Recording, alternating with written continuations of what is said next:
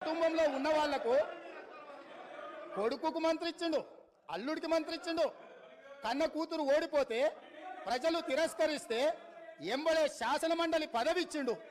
సొంత కుటుంబ సభ్యుల మీద ఇంత పేగుబంధం ఉంది అని ఇంత అవ్యాజమైన ప్రేమను ప్రకటించినప్పుడు తెలంగాణ ఉద్యమకారులు ఏంది ఇది, ఈ తెలంగాణ మా త్యాగాల పునాదుల మీద ఏర్పడ్డది కదా, మా కనీస గౌరవ మర్యాద లేదా, పార్టీ ఫిరాయించిన వాళ్ళను కండువ మార్వంగానే మంత్రులు చేసిన మీరు తెలంగాణ కోసం త్యాగం చేసిన వాళ్లకు కనీసం ఆ సభలో అయినా ఈ సభలో అయినా రాజ్యసభలో అయినా ఏదైనా ఇచ్చిండ్రా?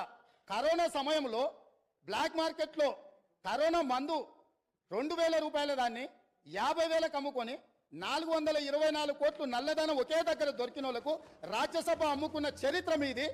అట్లాంటి వాళ్ళని మీరు రాజ్యసభ సభ్యులుగా చేసి ఈ రోజు వచ్చి మేము మా టికెట్ల గురించి మాట్లాడు